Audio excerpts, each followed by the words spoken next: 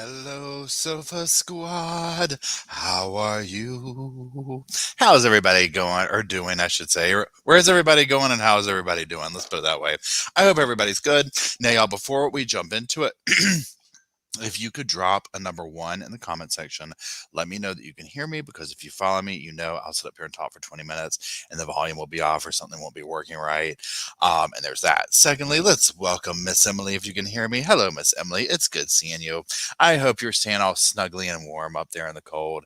Yay, everybody's dropping ones. Thank you, Tina, RJB, Allison, Emily. Who else? Natalia, Betty, Unpleasant Hill. I hope everybody's doing well. Thank you for joining. Hey, Connie. Hey, Heather Feather. It's good to see you. Pardon me. I hope everybody's doing well. So, y'all, what we're going to be doing is a couple of things. Let's just get some housekeeping out of the damn way. Okay. If you're joining from my normal channel, the main channel, this is the podcast channel. It's different. This is what we do over here. We go live. As of recent, we basically go live on the weekends and talk about a recent true crime doc. When cases are going that are real hardcore, we'll go live over here, that kind of thing. So just make sure you're sub to it because it's totally different. And if you're new to this channel, I have another channel that's more edited versions of this stuff. I will make, after I do this, I'm going to go record it, an edited version of what we're going to talk about today, which is just going to be me going through some notes about this documentary. For those that don't like live chats, I totally get it. You know, you're not into the vibe of like stopping and talking and that kind of thing. 100%. I get it. I'm down. So that being said, what are we talking about today in this live chat? Okay. We are talking about the Netflix docu-series, whatever it, is called or whatever. It's a 3-part series. It's on Netflix. It's called American Nightmare. Okay. This was highly requested. Everyone's been kind of hitting me up, and it's been like a slow burn on this where, hold on, Roscoe says hello. Hey everybody, I'm here. Like a slow burn. Like at first people are like, have you heard of this? And then like I'm getting like emails like, have you watched this, Paul? So that being said, yes, I have watched it. It was insane. I have lots of different opinions on it. It goes all over the place.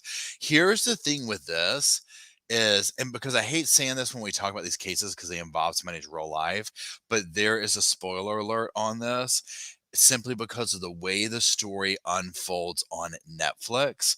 If you're watching it, it has you thinking a couple of things, and then there's like a twist of like, oh, so this is what was really going on. So if you have Netflix and you're wanting that surprise or whatever, then this ain't gonna be the video for you, okay? Because I'm gonna be talking about all the stuff in it. And again, I just hate saying, oh, spoiler alert, because it's like somebody's real life. But in this instance, it is kind of like a spoiler alert for a like you do on a TV show or something, because there is that twist that some of it, are like, huh? Anyways, so again, it's called American Nightmare. 60-second version of what we're going to be talking about, without the surprise, we'll get to it, is basically a couple claims, starting with the husband calling 911 12 hours after his girlfriend, I'm sorry, their boyfriend, girlfriend at the time, is kidnapped. And they have this next level story that is incredibly similar to the Gone Girl plot. And that movie had just come out. And they unfold the story that nobody believes. And then there's other cases going on in the different part of the state that are colliding at the same time, and everything comes crashing into the middle of what really happened, and your mouth is kind of on the ground. So that is the 10-second version of what it's about, and we'll be going over that. Now, the way that I do these is I literally sit there and watch the show and make notes as I go. Okay. Please hold. Okay, so that's what I did. It's, I'm literally just going to read through these notes and talk about it, and just do that. So let me actually pull the notes up. I should have had them, but I guess I closed them. Okay. So, and again, I'll just kind of read it as I go. And it jumps from scene to thing, because again, if you watch these, it kind of jumps from this scene to this scene, so it's going to sound like that as I read it. So just be prepared, okay? Good Lord, to be prepared. Anyways, American Nightmare Aaron Quinn is the boyfriend's name. March 2015, 911 call. There's a 911 call. His girlfriend got kidnapped. Now, the story is someone comes into the house, tied them up, took her. He did not call the night of the crime because he was tied up. They gave him sedatives. The cops arrives and he's describing the scene. He seems very calm. He basically tells him that somebody came in and said Aaron face down. They give him some kind of sleeping stuff, and the cops seem very skeptical to him and tell him to come outside and talk to them. So that's like this general, like what you're seeing entering into this. And one thing that you're watching is the first episode is just interviewing him, and so you're left wondering, like, well, where is she? What's happening? And he's telling the story of what took place, and you're completely prepared. You're already like, Aaron, where's the body? What happened to this poor woman? What did you do to her? Because the story that he's telling you, you're like, there's no way. There's no way. There's no way he didn't do this, right? Especially to us who watch this stuff all the time. Anyways, so part one is called The Boyfriend. Denise is her name, the girlfriend, the victim. I mean, they're both victims, but you know what I'm saying, the one who got kidnapped. She's been missing for 10 hours. Police question him, so he says that people came in, they made Denise tie him up, they put these like goggles on him with black tape on them, and they put headphones on and they play this weird music so he can't hear anything. Very bizarre. They take his blood pressure. They says he got caught at one point and asked for, I'm not sure what that means. He asked for a blanket, or he got cold at one point and asked for a blanket. Dude's like, oh, I'm sorry, I forgot how cold it is. We're all wearing wetsuits. And then he says basically it comes to a head where the people say, oh, we have a problem. This was meant for Andrea, who is his ex-girlfriend. Now, we'll get to that in a second, who lived in the place until September of that year and then left. Eventually, they can't taste anyway. He passes out from the sedatives. Eventually, they something taste anyway, and he passes out from the sedative. So eventually, they give him something. He passes out. Okay. So, and again, this is the first time I rereading my notes. So they can get a little sketchy. So here's the thing. He's saying that these dudes in there, they can't see anything, and he's like, he asked for a blanket, and the dude's like, oh God, I'm sorry. He's saying that they're like in wetsuits. The kidnapper is making it like he's part of this organization that does this, almost like it's this like covert militant type thing or whatever, almost like MK Ultra or whatever is the vibes I was getting from it. Um, so it was real creepy, okay? But also underneath the surface of this dude that they're claiming is this almost Ted Bundy-esque vibe, okay? Of like this normal kind of whatever, but in this case, the dude, and as evidence will show later, is kind of a nice guy at times. Like, oh, well, let me get you this. And oh, I guess we can't do that anymore or whatever. Anyways, they talk to Denise's mother. She's like, this absolutely makes no sense. Um, Now they bring a true crime reporter in who's kind of following the case and whatnot. He lays it all out. He's like, this is, they get wind of this. It's going to be incredibly sensational. They decide to cover it at this magazine or whatever. A press conference happens and people are like, what? Because this is a next level story that the cops do not believe, okay, at all. So one thing, remember earlier when it's like, oh, we have a problem. This is meant for Andrea, his ex-girlfriend. So this is where it gets a little bit weird. He had this ex-girlfriend named Andrea who they split up, but they still work together. So he had been talking to her on the low. And the day this went down, Denise kind of was having a confrontation with him about it. Like, who's it going to be, me or her? Like, what's going on? And then she gets kidnapped. So that going on, accompanied with this story, because we're going to get into more details of it. I 100% understand why the cops did not believe him at first, right? I mean, come on. It's literally this next level story. However, when we get to some other stuff down there, um, I would have been like, could we at least still entertain the fact just to make sure? But whatever. Anyway, let's keep going.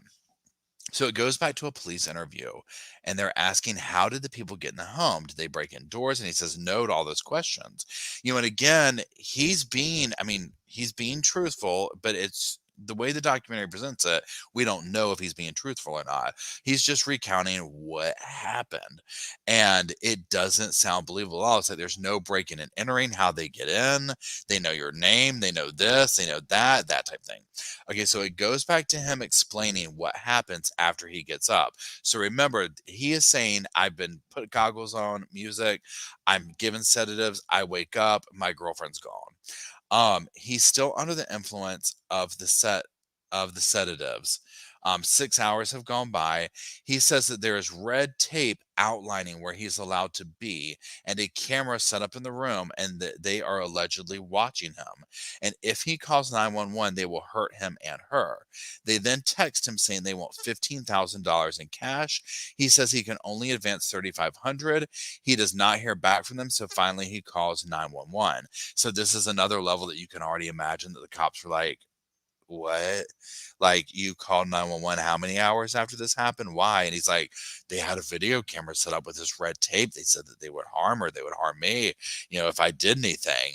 I'm trying to put myself in that position, like imagining you wake up, because again, we've seen so many of these cases and I've seen so many horror movies. I'm thinking, I don't know if I would like, what would I do? Would I believe it? Would I just call? I guess it's like, well, what am I going to do at this point? I'm going to have to move out of the red tape eventually. Anyways, again, can totally see why the cops were like, yeah, I like this story. Anyways, so parents are notified. They show up at the police station but can't talk to Aaron because he's being interviewed. Police ask them what they know about Aaron. They're just like, look, he's, cool, whatever. Like, I mean, imagine each couple's parents being asked about the other, and it's like, I mean, they seem like a nice person, right? I mean, this is kind of a new relationship. So Aaron's parents say he had lots of girlfriends. He was on a football team. He was a good kid. His mother says that after everything that went on with his ex-fiancee Andrea, she didn't want him to rush into things with Denise. It goes back to the police interview, and they're asking him about the evening before, and he says that they were drinking, having a conversation, which is pretty regular. But then he says that he worked with his ex-fiancee Andrea, and there were issues with that. They bring Andrea in for questions. She says they broke up, and it was very bad terms.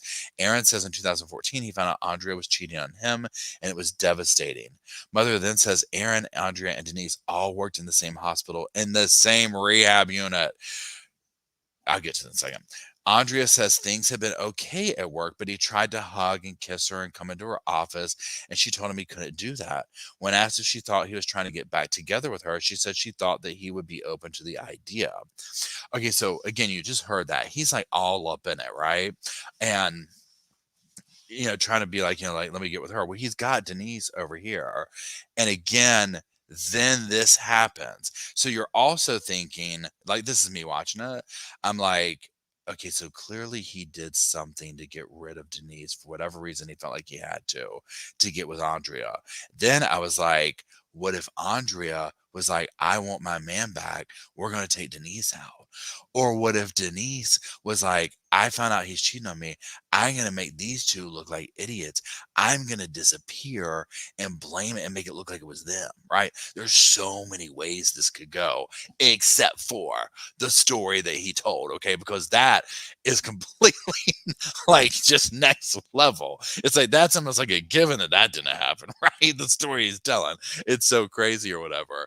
You know what I'm saying? But it's like these other things that are just as crazy, it's like, more of an option, right? Like this whole grand scheme. But when there's things out there like me watching this, I'm like Sherry Papini, the prequel, Sherry Papini prequel.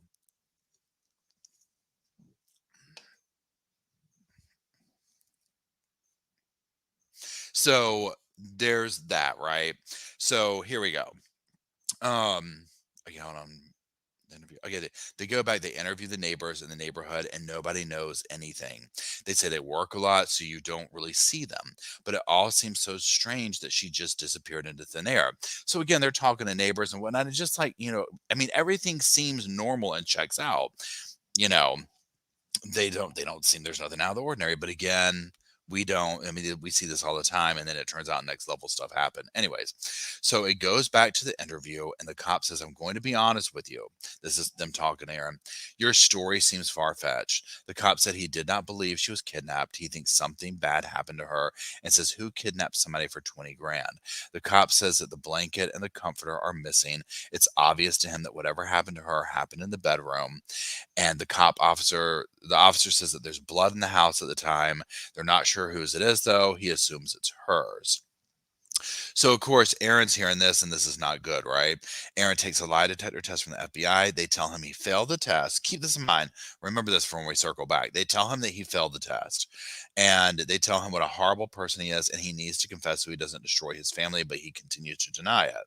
So then they interview a defense lawyer. They bring in this lawyer who essentially is being reached out to and whatnot. He says he's never heard of anything like this. When he gets down to the holding facility, he says Aaron is pale, cold, and has been crying. The attorney takes him out, and the lawyers have him repeat his bizarre story over and over. And the attorneys believe him. He's like unwavering in these details, right? He's like, this is what happened. It went like this and it went like that, and they believe him. Now, again, my first thought with this watching it, I was like, well, of course, they believed him. Pardon me. Um, because they wanted that check. You know what I'm saying? But I mean, it just is what it is. Because again, the way that's presented, the very beginning, it's just such an unbelievable story. So, anyways, here we go. So, where are we at? The interview. Hold on. The attorneys believe him. The attorney. Wait, hold on. I'm sorry. Okay, here we go. The interview. They interview the true crime reporter again, and he says he receives a media file that is allegedly from Denise Huskins. Okay, yes. So a media file gets sent. Oh, it says Dwayne Harris. Oh, thank you, Dwayne Harris, for gifting people the memberships. I appreciate it. Um, so a media thing comes in and it's Denise, okay?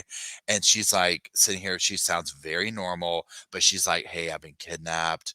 They get this to the cops, and in turn, they have the family and Aaron listen, and it is her voice. She says things about current events that people know it's legit. Now, this is where it got real tawdry, because for me, I was like, okay, I don't believe this at all. And at this point, I was thinking Denise and Aaron are in on it together, okay?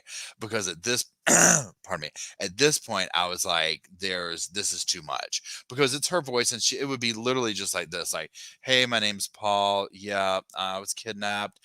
Today in the news, this is what happened." There was no panic, no nothing, but we'll get back to that because that will make more sense here in a little bit. But again, as it's unfolding, and you got to remember, Gone Girls just come out. So they're like, really? Yeah, no. So, anyways, um, all this does is cause all these agents to focus even more on Aaron, asking him the same questions over and over. But then they start grilling him on questions such as, does Denise know about your money? Does she actually something when did she scream when she tried to leave? And it starts to look like they're saying she was in on it, because another thing that's insinuated in here or done is that Aaron's got money, this kind of a thing, or his family, something. And so then you start having to look at the scenario possibly of, okay, did she set this up to look like is she trying to extort him for money? You know what I'm saying? Like that kind of a scenario. So they're going with this angle then. He's putting this together like, okay, so, did my girlfriend just work me over? So anyways, then she's released, okay? They show the footage of her casually walking to her parents' house. Get this, 400 miles away, okay? This is the insane part where and this is the part where you're like, 100% she's in on this. 100%, right? Because I'm just like, this is too much. Again, Sherry Papini. You almost got to wonder if Sherry Papini saw this headline, if she took some notes from this. Please hold. Okay, anyways, she's released. She walks back to her parents' home. This is 400 miles away from where she was kidnapped. The police hold a press conference after her release. They say she's gone. Then she goes quiet. She's not helping, and neither is the family. Then the police say that both Aaron and her have squandered away valuable resources as if they were both in it together. So this is not like oh great, she's back. It's a like no, we don't believe this at all. These people are awful. This kind of thing. Okay. They talk about the similarities of this and the movie Gone Girl. Okay, now we're moving on to episode 2. So that's a lot for part 1, right? Okay, so now it starts off with Denise speaking, and I was falling off the damn sofa over this part. I was like, "What? She's here?" Yeah, because remember, you're watching this unfold. And I'm like, "Oh, so she's here? She's alive?" Like, okay, I mean, I know she's alive, but you know what I'm saying? Like, she's on camera. So She's talking about being in a trunk, drugged, goggles on. It's a nightmare. She's taken to a house. She's put in a bedroom. A guy comes in and says, "This wasn't meant for you. This was meant for Aaron's ex." She says at one point, one of the men says, "We don't have collateral to make sure," this is the bad part, "to make sure that you're not going to call the police. So we're going to have intimate relations with you and record it and put it on the internet if you go to anybody." So he does this and he leaves, and it's like, okay, once I leave, you can take the goggles off. So assault happens, right? Now, one thing to keep in mind is that all these little, I say weird details, but these little nuances of the story that she tells, which is like, these goggles and this whatever, are all matching up to what Aaron is saying too. Okay. Without them having, we don't, I mean, nobody knows at the time, but they're not in communication. So it's like over here, this is going, over here, this is going. Anyways, so the whole thing is made out to be like some kind of organization is doing this. Now, this is from the alleged dude who has taken her. He's making it out like, oh, the organization wants this and that and blah blah blah blah blah. So they come the next day and decide to record that proof of life video, that media that they sent in. They do this and then say that the intimate relations video from yesterday was not good enough, and the organization wants him to do it again, but this time she has to be more believable and make it look real, like they had been having an affair, like that type thing, like she was really in, or like she wanted it, right? And then she describes this super creepy scene of like a fake date play taking place, basically, where she has to essentially pretend that, she goes along with this. She says the abductor plays news footage of her father, and he then takes her back home. And so this is the part that you're just like, again, it's so over the top with so many things that just you don't hear about normally. Um, in situations like this, you're just like, what? He came back and did this, and you did this. Because again, I'm listening to it now. We've survived through stories like Sherry Papini and what was the young girl recently? God, who got the Cheetos girl, the Cheez-Its girl who was in the hotel room eating Cheez-Its, Carly. Carly. These things, right? Where these people make these elaborate, kidnapping things up. And so, oh, thank you, Emily. Um, and so there's that. So listening to this, I was like, yeah, who was she really holed up with? Did this really happen? Because the documentary is also wanting you to kind of consider all these different things. And so one part of it is almost like, was this like a fetish? You know what I'm saying? Like she maybe had the secret life and this was a fetish, or both her and Aaron. You know what I'm saying? Like that type thing. It's making you think this along the way, like all these options. Okay, anyways. Um, so he says you can't say to anyone that any one of them was in the military, and you can't say we had intimate relations. If you do, we'll come after your family. So he does the major threatening, all this type of stuff. She talks about arriving at home, but dad is not there, so she goes to the neighbors. uh, officers in the media begin gathering. They begin to question her. They get to the part where they ask her if she had been SA'd, and she's like, I didn't want to lie, but I knew that I would get in trouble or get my family hurt if I said the truth. So she says no. She doesn't want to talk, and she uses this as an excuse to not give details. She lawyers up as cops don't believe her. Very quickly, it's like cops don't believe her, right? This whole thing. And they don't believe her. So the lawyer, she too gets a lawyer, goes over the story. The lawyer believes her and says, we have to tell about the essays. Okay. Hold on. And get you an essay exam.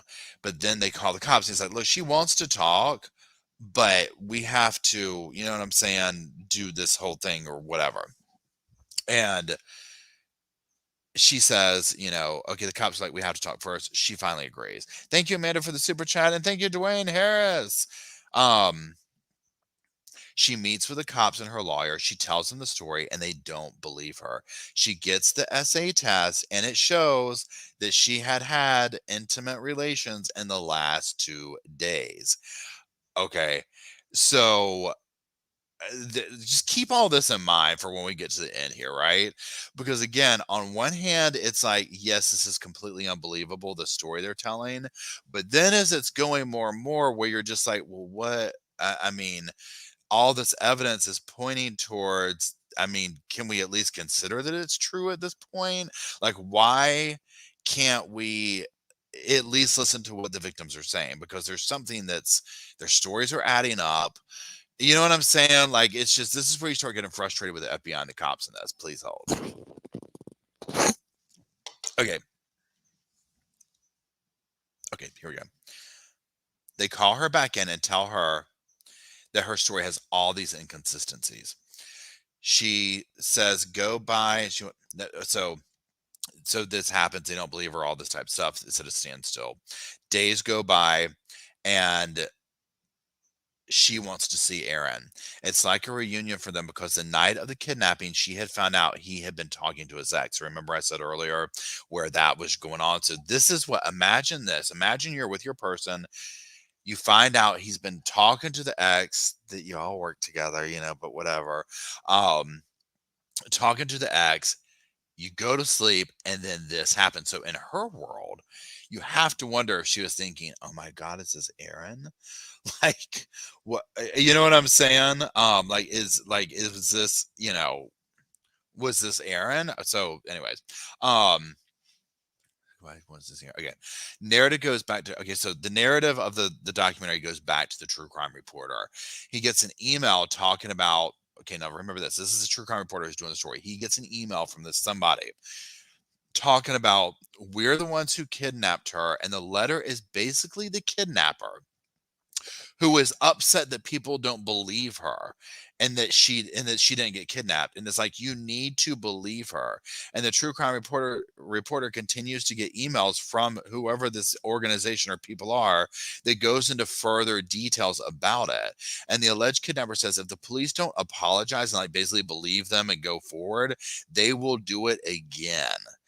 And then hold on, and then the next episode starts. Okay, so this episode ends with this reporter saying, yeah, I'm getting these emails from this person saying I did it, wanted to confess, like I did it, she's not lying, if you don't believe me, I'm gonna go do it again. And you're like, but again, the way the documentary pivots it, it makes it look like she or Aaron behind the scenes are now doing this to make it look believable, right?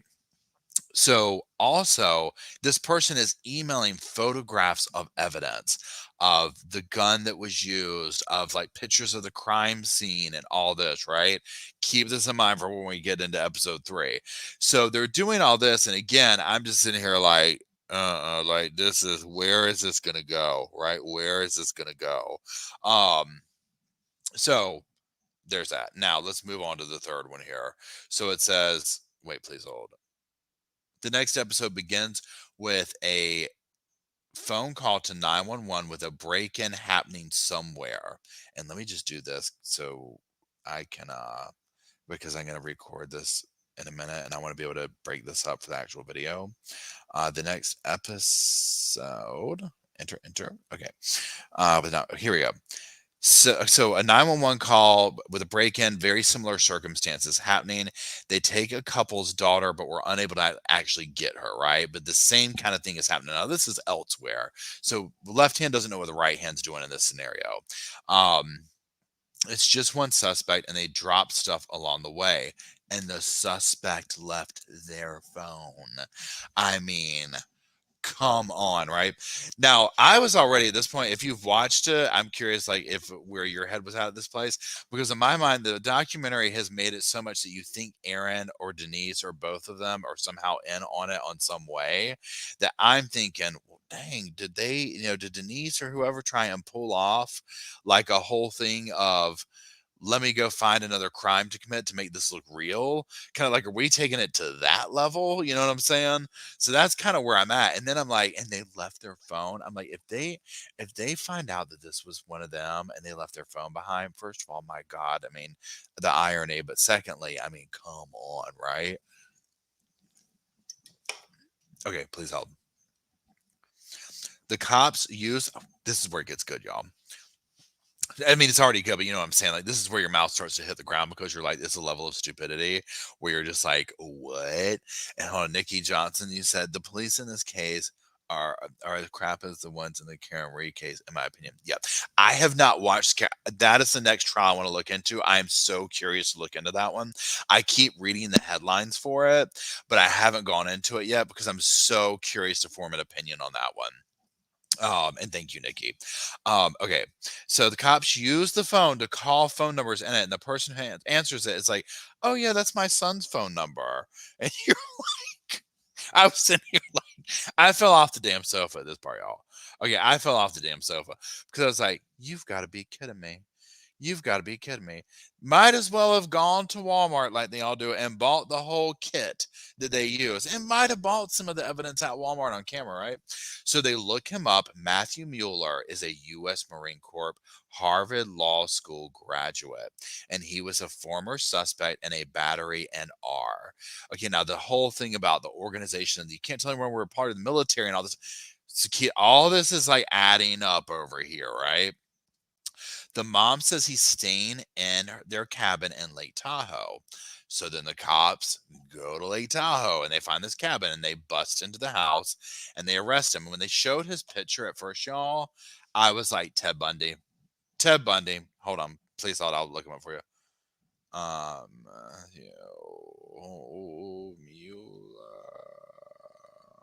Mueller.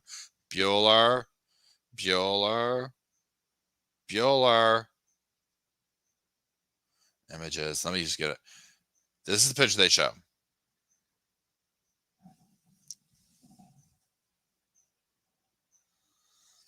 He's given Ted Bundy. You know what I'm saying? Like that look, that general, like, just that look. Oh, thanks again, Dwayne. You're being amazing. I appreciate it. Um, for me, it was right. Um, okay, so hold on. Let me get back to here. And also just like the way that he was like, like really educated with the law stuff and the Ted Bundy thing with the law, that whole thing, right? I was just like, whoa. And the eyes were the biggest thing with this dude. There's something with those eyes, right? You can see it whether it's a man or a woman, but obviously he has some of the same features and Ted's the guy too, or whatever. But those dark, like where you look into their eyes and it's like the soul is gone. Okay. And also another thing, now so we're going to pause for a second and just talk about a couple of things with this. So she doesn't know, she never knows who this dude is until a court thing, right? Like she's never seen him because of the goggle. Like he planned this out so well. Okay, so anyways, so when people talk about Ted Bundy, victims of his, and they talk about like where they, or, people that have either knew him or victims. I was just listening to a TikTok about basically a woman who went on a date with him and didn't know it was him, and she had left and hid in the bathroom because the guy was creeping her out. And then years later, she found out it was Ted Bundy, and she was like, over a dinner, something came over this man, and the handsome man completely went away, and this absolutely frightening man was sitting, it gives me goosebumps, was sitting in front of her, and she was like, I went in the bathroom and called my brother and hid there until he came and got me. Like he completely changed. This is the thing I'm talking about, like where there's just like the soul has left the building. Okay. um okay, so they go to the dude's house in Lake Tahoe, the dude's mom's house, whatever, and they get him, right? They start searching his house and they literally are finding all kinds of stuff that was used in the kidnapping. He has a white Mustang. Now, here's another thing that has not been said in here. She was talking about being kidnapped. She was like, I was in a trunk and it was like a Mustang kind of an engine. So then they catch this dude and he has a Mustang. And as they're showing the video footage of them breaking in the house, you're recognizing the stuff of the pictures that he sent to the true crime detective, like of the, just like the, where the bed was and things like that. And then they're showing like, we found this, and it's the thing that he sent a picture of. So you're like, you know, this is where it starts to set in that you're like, she was telling the truth. He and she were telling the truth. And this is some next level stuff. Okay. Like, we'll get to that in a second when we finish, and I'll tell my opinions on it. Anyways, A cop is describing bringing the evidence out and finding the goggles, and they have a long blonde hair in them. So keep that in mind. They are now showing a scene of Aaron and Denise together being interviewed. So they're a couple now. So again, the way the documentary goes, you don't see them together till the end, and you're like, oh, okay, so they're either came together for the interview, like you don't know what's happened with them. And again, I didn't look up any articles on this. I just watched it going into a blind. Okay. Um, okay. They're now showing. Okay, so they find out that the lead FBI agent on this case used to date Aaron's ex, who was supposed to be a target of the crime. Well, of course, his lawyer's like, this is a complete conflict of interest, but that does no good. So they find, oh, wait, I already read that. They describe similar incidences of this dude that he's been alleged to participate in the past with abductions of women. They talked to another victim who he did the same to, but never AR'd, and actually gave her crime prevention advice. So this other woman's describing the story that all this stuff goes down, and this dude breaks in and all this kind of stuff, and he was going to do the same thing to her that he did to Denise. And I can't remember what she said to him, and she said that finally he was like, okay, well, I can't do this anymore. And then he's like telling her, you should really get a dog because that would help prevent something like this from happening. And this, that, and the other. And again, I'm like, this is just so Ted Bundy. You know what I'm saying? Like just that absolutely next level thing. Um, the cops did not believe her though and thought she was an attention seeker and asked her boyfriend those type questions like, does your girlfriend like attention? Like she wasn't living with the boyfriend at the time, but she had a boyfriend at the time. And so it's just this narrative of where the cops are like not believing, well, in the first case, Aaron first and then Denise, but like they're not believing these women with some of the stories. And again, part of it, you know, on one hand, it's like, okay, so somebody comes up talking about, yeah, a dude broke into my house, but I convinced him not to do this. And so he left, but he gave me a bunch of crime prevention tips before he left. I understand that at first glance, that's a tall drink of water. You know what I'm saying? Like not a tall drink of water. That's means something different, like a far-fetched story or whatever. You know what I'm saying? Like it's a hard pill to swallow is what I'm looking at. But what gets me is that they don't sit here and say, even though this sounds a little unbelievable, let's still look over here just in case it's real, just in case. And then when they see, oh, it is real, well, thank God we did the homework in that frame of mind, as opposed to not. You know what I'm saying? Because we're going to get to more info on the Denise and Aaron thing in a second. And you're just like, what? Okay, so you can start to see these two stories because one thing that's going on too is they're interviewing this lady detective who's talking about like her going through the motions of doing these cases over here, and all the way over here you have this Gone Girl case with Denise and Aaron. There's not a tie to it yet, you know what I'm saying, but all this evidence is coming forth that they don't know yet that over here she has described this exact man, exact crime scene, exact all this. Okay, so you can start to see these two stories converge. Denise is very frustrated that nobody believes her. A cop is trying to find who the blonde hair and the goggles belong to. So the lady detective is trying to find out, like, whose blonde hair is this? Whose blonde hair is this? What is going on? The Mayor Island Creeper is who he was. This is the name. And this is the person that was taking pictures of students inside their windows. And she makes this connection finally when talking to someone. So she's talking to somebody, like doing phone calls, whatever. And they basically are like, well, do you know about this case? And she's like, what?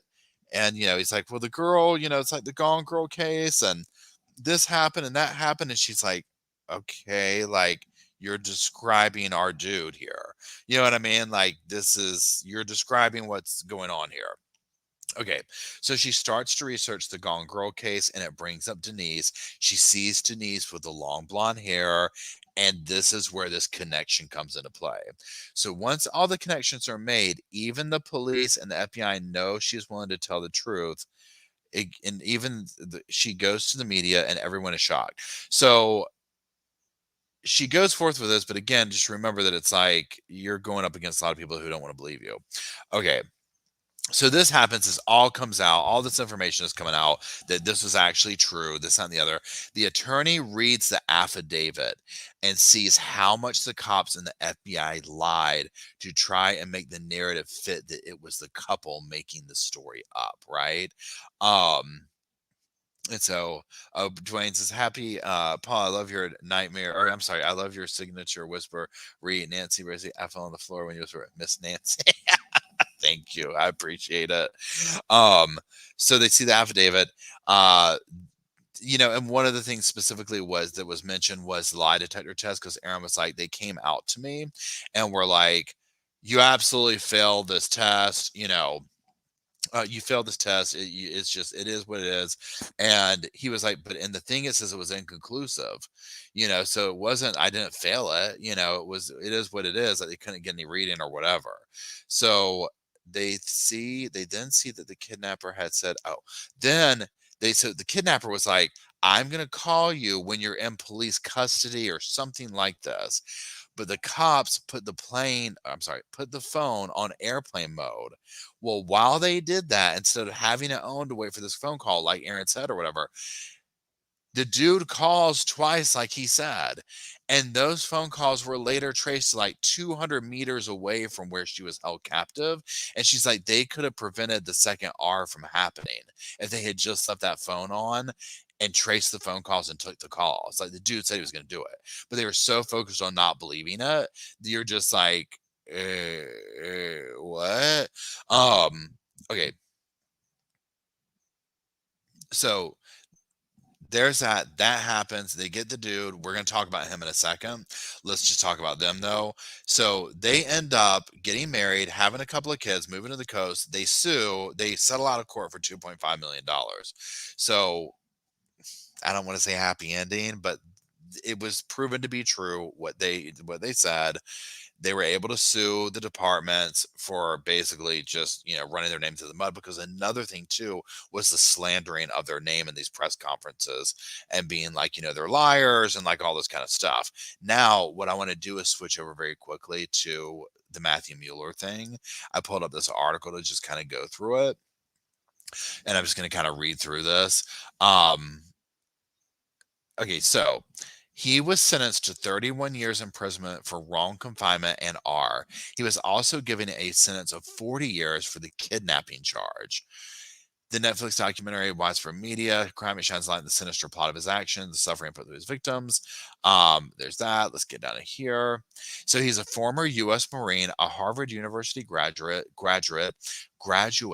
and was once an immigration attorney in San Francisco. His life moves towards a darker side, resulting in his association with an appalling kidnapping case. In the year 2015, Denise was taken against her will. We just went through that. In the morning hours, Mueller entered the house of Huskins and Quinn on Mar Island in Vallejo.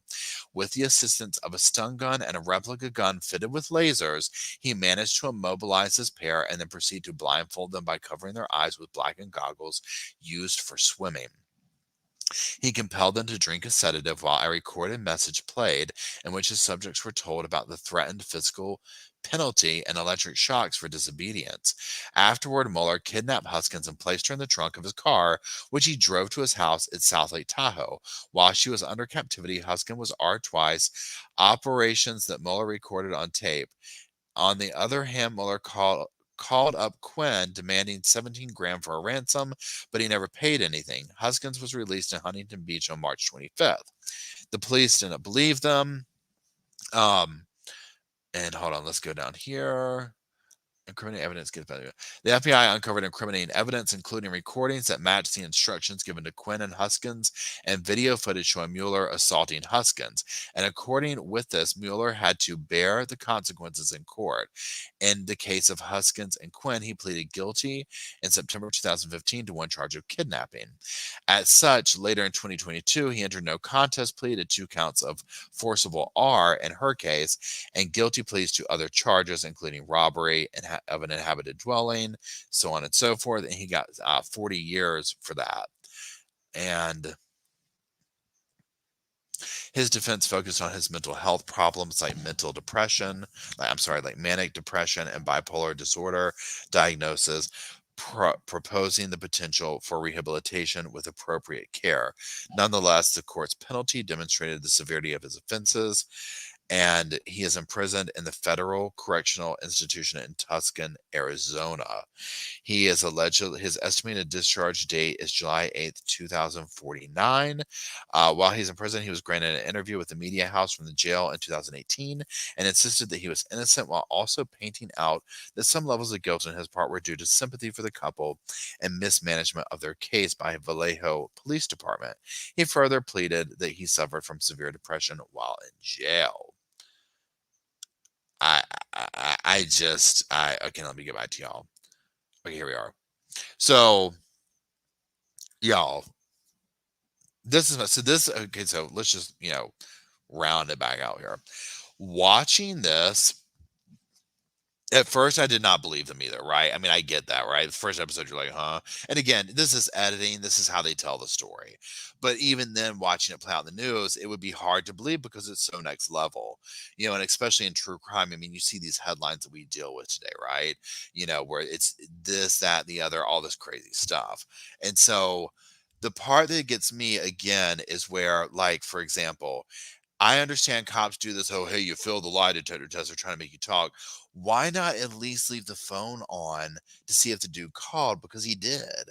You know, all these little things that they're like, you could have at least done this, and it would have shown that we're not lying, like right off the bat, and probably saved her from even more, whatever. Please hold. The scary thing, I mean, not just the scary thing, there's lots of scary things about this, was how pre-planned this was, how much research and time and energy this dude put into this crime, right? I mean, somebody who goes to these links, I'm like, they're lucky to be alive. I mean, the whole thing of, because that's one thing they said is they wake up to like lasers pointing on them and putting the goggles on, the headphones, listening to these stuff, him waking up and being like, what? There's red tape, there's a video camera. It is so insane. This guy could have easily have framed Aaron for doing this and completely gotten away with this. Thank God he left his phone at the last crime scene. He left, just let that sink in, left his damn phone at the crime scene. I mean, come on, right? The police called his mom. I mean, come on, right? It's just, that's next level. But again, thank God he did it, right? I'm not complaining. And then hold on, Wilma Simpson down here says they gave the line detective of the year. Like, what in the world? Exactly. Yeah. So they were talking about like what happened to the cops and stuff like that. Nothing, of course, right? They started going back trying to be like, well, did you say this and this and that and the other? But again, you know, there's nothing. And then RJB, I hope you're doing well, ask, was there ever a why? I don't think so. I mean, it was almost like was this dude's, it's the weekend. I guess we're going to plan this, crime up, or, you know what I'm saying? Like that kind of a thing. It was very, very, very weird in that. Um, and Morbid just said, do you do it because he was a perv? I mean, that's kind of my thought process on it. Um, you know, there was real no rhyme or reason to it that I know of. Now, he could have come out with something, but of course he's saying that he's innocent and all this type stuff or whatever. So, I just think he was a disturbed person with way too much time on his hands. Yeah, because again, the whole thing of like, you know, oh, I'm at mom's house facilitating this crime. I mean, come on. It's just insane. Uh, thank you, Elaine. I appreciate it. Um, this was one of those. And here's the other thing too, the way they filmed this, it was like, watching the way that Denise and Aaron spoke in the beginning, and we'll start with Aaron, very calm, very neutral, recounting something. And so I'm sitting here questioning, how many years ago is this? Like, he acts so removed from it. Now, when Denise came on, she gets more emotional as she goes. Obviously, really bad, she had worse things happen to her than Aaron. You know what I'm saying? I mean, she was the one that was kidnapped and had those things done to her. But the way it's presented again, you're almost like, okay, is she just really good at making herself cry? Like, what really happened here? That type of thing. But that removedness of speaking about it is just like, huh? Because again, like, think about cops and the way that they are, like, how much stuff they see in these interviews they do. I mean, think about how much we've seen watching true crime oh, Roscoe? On TV, or well, go on, Lord mercy, on TV or things of that nature, right? So we kind of have seen a lot of it. So I'm sure the cops have just seen it all, which adds into the whole thing of, oh, you're right, kind of a thing. But again, they still should have at least entertained the idea so that they would have figured that out. Raskin, come here. So yeah, I mean, this is such a unique documentary. I haven't seen. I don't want to say I haven't seen anything like it, but I haven't seen anything like it that ended in this way. You know what I mean? Because I literally was like, here we go. This is another, he took her life, where it's over, and it wasn't the case. So that part of it, and again, thank God she lived, right? Number two, thank God she lived. Thank God Aaron wasn't framed for whatever happened to her. Thank God it turned out that it wasn't another couple pulling some next level thing for resources. It obviously sucks, the things that took place to her. And the bizarreness of it, because I can't imagine, number one, having this happen. And thanks, Just Life, I appreciate it. Having this happen, and in such this unique way of like this mental thing, because you would literally be like, this guy knew so much about us. Like, you would be believing, if I do this or that, it's, you know what I mean, he's gonna come and get me. You know what I'm saying? So then to not be believed and to be publicly shamed by the detectives and have your name dragged through the mud, when I'm not lying, this is what happened, that part would be so frustrating, right? Like, so frustrating. And I mean, I'm glad they settled out, they got the money. I'm glad they got the money. So Dominique says, you've got the book. Oh, I wonder if it's good. I would love to read it. You haven't read it. Okay. Um, check out hold on. The Mark Twitchell story, Canada similarities. Okay, cool. I think it was had no DNA. I just found behind good. I think he wore the dive suit to leave no DNA. Then left to. No, RJB says I think he wore the dive suit to leave no DNA, but then left his phone behind. Good job. I mean, seriously, y'all. It's just like, some of the things they do, you're just like, what? You know what I mean? Like when they're like, are y'all with the Seaver case where the dudes bought souvenirs at Walmart? I'm just like, come on. Okay. Again, thank God it happens because it leads the cops to them. But it just goes to show, it's like, it's just, it doesn't pay, y'all. You're going to mess up in some fashion like that. It's just, but yeah, the phone behind them calling his mom on the phone. I'm like, you've imagine the mother. You would have to, I mean, imagine finding out my son did what at our place, huh?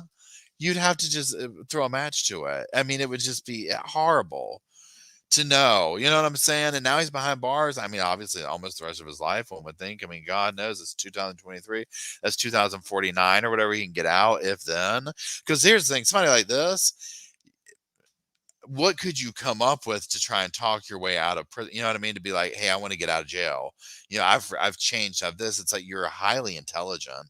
You planned this out. Do you think we're really going to believe that you've changed? You know what I'm saying? Or you're just up here lying your butt off about it to get out of trouble. Please hold. Now, I know y'all are going to talk about this, and we'll talk about it as soon as I get my sip, but please hold.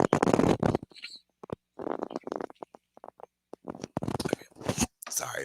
Okay, so let's talk about the elephant in the room. This is my water bottle. It's a gallon of water. I'm supposed to drink one a day. So this is how I keep track of it to know. I have not drank a gallon today, even though it looks like I have. I have not. It started off much slower than that. I have not felt good today. So yeah, it's just there. Oh, thank you, chicken. Oh, that's cool. I hope you enjoyed it. Is it that I can't roll my eyes hard enough mug? I should have it over for this. It's over there at the coffee bar. Um, I appreciate that though. So hold on. I love how none of the police can go. Yeah, I know, right, Dominic? Dominic says, I love how none of the police, etc., got into trouble. They got promoted. That's the thing that's frustrating. It's with these cases like this that we see where um the cops do this next level stuff, and it's like, did we get reprimanded? Did we learn anything from this? Like, even if it seems unbelievable, do we now know to pretend that it might be believable? You know what I'm saying? That kind of thing. Come here. Hey everybody, I'm back. So yeah, if you haven't watched this, I highly suggest watching it if you have access to it. Um, it was, I mean, and again, it's not your typical true crime documentary because of the way it's unfolded. I mean, I guess you could say it is a little bit because of that, like, we got you a moment. And it's not your typical one simply because, um, it's, how do you say it? Um, it's just so it's one of those bizarre stories. It's like Abducted in Plain Sight. We might need to do that one again. It's just an older one, because that was so next level. I did that one years ago, but that was one of those where you're watching it like, what am I watching? You know what I mean? Like this was like that, right? Um, because when you watch these two, and I'm sitting here and I'm like, okay, well, he's not in prison clothes, so he can't be incarcerated. But what if they like pull the camera back and it turns out they just let him put normal clothes on for the interview? You know what I mean? Like I'm trying to sit there and like figure the whole thing out along the way or whatever. Um, so yeah. Excuse me. Yeah. AC says, "Oh yes, Abducted in Plain Sight is wild. Yeah, please cover Sid Vicious and Nancy one day. Would love listening to." Oh yeah, yeah, that would be interesting. Um, and if you don't have Netflix, this might come out on something different later. I know these things get filtered through the different things or whatever. Now is and it so now question. Is there another docu-series that's out that everybody's like, oh my God, have you seen this? And in fact, while we're talking about it, let's pull up Netflix and just look at what's popping. Because this has been the thing that's been popping on there. But, is there anything else going on out there? Um, let's see here. Let's see what we got. Let me turn my volume down. Love it. Or no. Docu-series, Cold Case File, Unexplained, Intervention, I'm a Stalk. That was good. My Killer, Bad Surgeon. Let's see. Sugar Babe. Yeah. Okay, let's see here. Top picks. Provocative crime. Okay, what does it say? I Am Released. And that's a series. Ice Cold Exposed. The Bling Ring. Monsters Inside. Web of Make Believe. I mean, I don't know, y'all. Y'all just kind of I'll read back if you're on the replay crew, I'll read back on the comments as well. Bad Surgeon, Love Under the Knife, From Patients and Colleagues to His New Fantasy, Trying the Road, Trying to Overtime His Mother. Oh, has anybody seen Bad Surgeon? Sugar Babe is insane. Okay, I've seen that a couple of times now. What is Till Murder Do Us Part? Yeah, I'm so late. Is Sugar Babe? Hold on, is that on Netflix? Hold on, Sugar Babe. I think I might know what you're talking about. Hold on. Top results is not there. Abducted in Plain Sight. We might have to do that one again, y'all. Bad Surgeon is mind blowing. Bad Surgeon, Bad Surgeon. Okay, so Bad Surgeon and Sugar Babe are the two ones coming up. Hold on, Sugar Babe. Sugar Babe History Review. I mean, well, where y'all? Oh wait, here it is. Is it Goodnight Sugar Babe? The Killing of Vera Jo Raisley. The mentally handicapped young mother leaves a small town. Oh gosh. Okay, so this is okay. Hold on. Where can I watch Sugar Babe documentary? Can you able to watch it? Streaming on Hoopla with free ads. Who is? Okay, so let's see here. What is the name of the one that Paul keeps saying we have to do again? So period. It's Abducted in Plain Sight. I think I saw it on Netflix. Now, for those how I did this one years ago, Abducted in Plain Sight, you need to go ahead and buckle up for that one, okay? Because I'm just telling you, you you will fall off the sofa. You will get damaged if you're not prepared for it. Your mouth will be on the ground. Okay, to death of the part, German student kills an American girl and then they both see each other to death. Oh wait, I think to murderous part. Oh no, I saw that one. I saw that. That one was good. I didn't know what to believe in that one. Okay, I'm not gonna lie. I didn't know what to believe in that one. Good night, Sugar Babe. Okay, so we're gonna read this real quick. So Sugar Babe. Good night, Sugar Babe. The killing of Vera Joe Riley, I believe it is. The discovery of a mutilated body of a mentally challenged young woman begins a journey into madness. It is so unbelievable. The mastermind behind the crime ultimately got away with murder. Hold on, it's bringing this back up.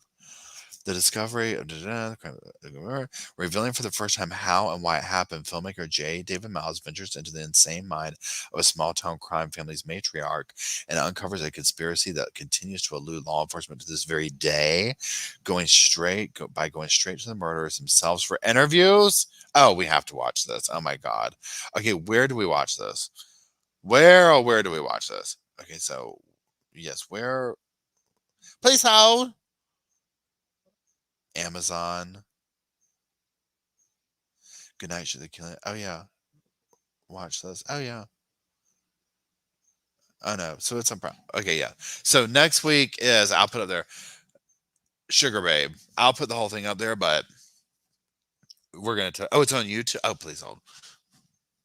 Hold on, let me look at it. YouTube.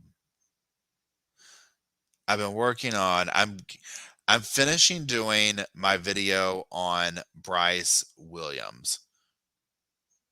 Oh my god, hold on. Let me put this up here so I can come back to it. Amy says, abducted in plain sight, the family came out with a rebuttal documentary to try and save face. It's not funny. But I already know if you've watched it, then you know it probably wasn't in their best interest to try and say anything that they needed to let that go. Please, for the love of God, tell me we can find this. Hold on. Okay, so hold on one second. What is it called? Abducted in plain sight. Family. Even more about it. So let's do this. Jan Broberg documentary.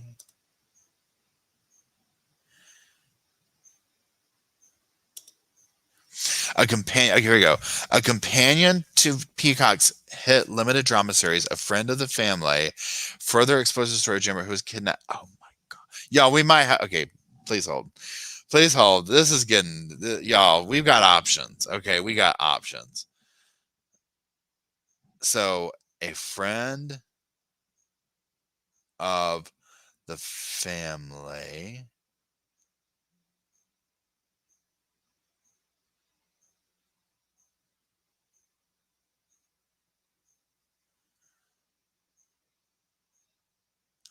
Based on a true story. Is this what it? Let me go back to the comment section. Is this what it is? Hold on, let me get back up here.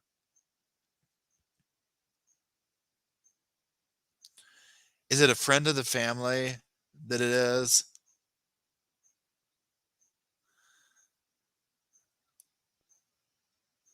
Hold on, you.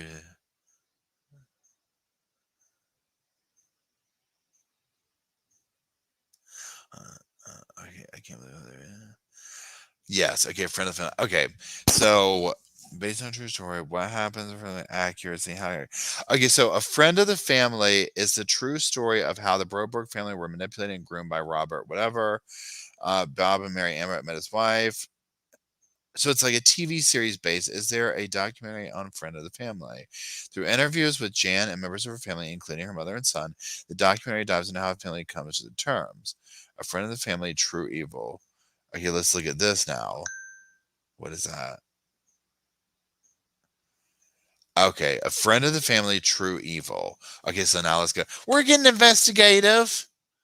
We're getting investigative.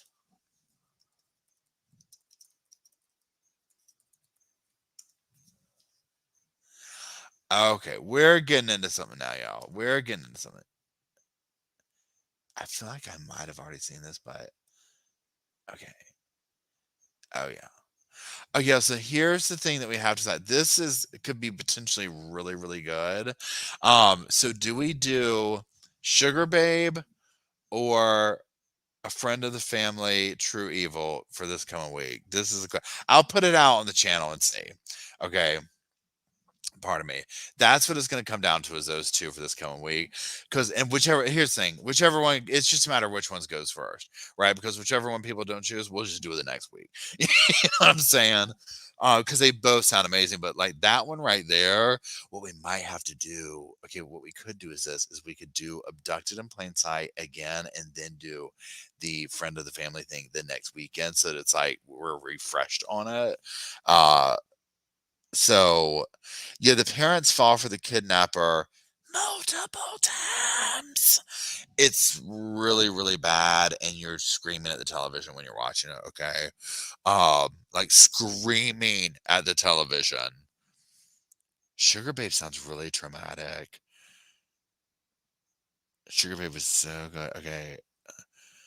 Okay, yeah. Oh, okay, I'm excited. Okay, cool. So that's the plan. So I'll put a little thing out. Maybe we'll do yeah, we'll figure it out. Because I feel like we need to refresh. I feel like we do abducted in plain sight, and then we do a friend of the family. You see what I'm saying? It just makes more sense. Like, okay, boom, boom. So, anyways, if you've watched Abducted in Plain Sight, well, I don't want to say anything because here's the thing: it's very touchy when you're watching Abducted in Plain Sight because, hold on. Thanks, Elaine. And baby Iris was M in the most perfect way. You need to go. Who? What case is that? Is that going on right now? Like, is it a headline that just came out? And thank you for the super chat. Um, Abducted in plain sight is one of these things where you're listening to a victim, right? Jan. Now, the family technically is all victims of this dude, but then you get stuck in this rock and a hard place because you feel like with the parents, it's like, why did you allow this man continually around your daughter? And then it's this very murky spot where you're like, and then Jan is, I don't want to give too much away about it for those that haven't seen it, but she has some very confusing feelings towards her abuser, which is normal. You know what I'm saying? Like, but that doesn't feel normal to the person. But in her world back then, it was like, she'd start whatever. So the family's trying to pivot this thing of like we're all victims of it, but it's like, well, you're the parents too. Why did you allow this to keep going? Like when this first happened, that was it. You call the police. This is done. You know what I'm saying? Um, that was the frustrating part of it. Um, that was so frustrating. Then when Jan's recounting some of the things that took place, you're just like, you know, the aliens and the this and that, but again, it's like this dude had her so brainwashed. And then if your parents are basically like, this is okay to be happening, I mean, that's not what they said, but you know what I'm saying? Um, it was bad. So yeah, that's what we'll do. We'll just decide which week it'll go up. So it'll be like we'll do that companion to it. Anyways, very first clip that comes up is the video of them bragging that they were as a baby. I was already. Oh, I have to look that up. Oh no, my daughter's been taken to Mexico. You want to marry her? Well, okay. Yeah, Caitlin literally summed it up. Oh, yeah, my daughter's been taken to Mexico and you want to marry her? Well, okay. I mean, that's what you're just sitting here like, you know, get me through the television. Like, are you kidding me? Um, the father has since passed. The mother and daughter seem like they've reconciled, they have whatever. Um, the dude who did the crime, I mean, he's just a monster. That's all you can say. A monster. an absolute monster. And what's scary is number one, this probably still goes on, but number two, the time of this was, I mean, we didn't have social media, we didn't have this kind of stuff. You know what I'm saying? So it's like hearing it, you're just like, it's just tragic because back then this was TV dinners and everyone's at the table and you know what I mean, this kind of thing, and this neighbor is doing this crazy stuff. And so then yeah, for them to come out and try and like downplay any of it, I'm like, dudes, absolutely not. I think that I'll probably, when it comes to the screen, watching the rebuttal video. There doesn't need to be one, you know what I'm saying? Um, so I have to say, so anyways, that's it. So anyways, that's it. I gotta go. I gotta get up early. It's Monday tomorrow. So I'll put the thing out on the channel for the little poll. So be on the lookout for the community thing for that. And that's it. So thank you everybody for joining. Thank you, Emily, for holding it down. Thank you, Dwayne, for all your birthday gifts to everybody. That was awesome. I'm glad everybody's enjoying the things. Thank you very much.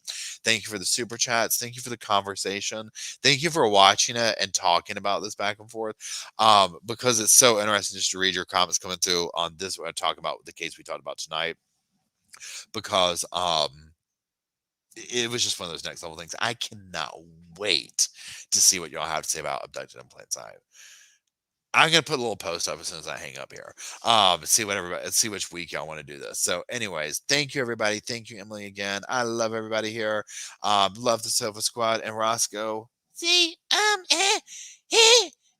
night. Yeah, thanks. That's it. I hope y'all have a wonderful week ahead of you. Have a wonderful Sunday. I will see y'all from the sofa sometime this week, and next weekend I will see you even more from the sofa. Hasta la vista, babies. We'll talk soon.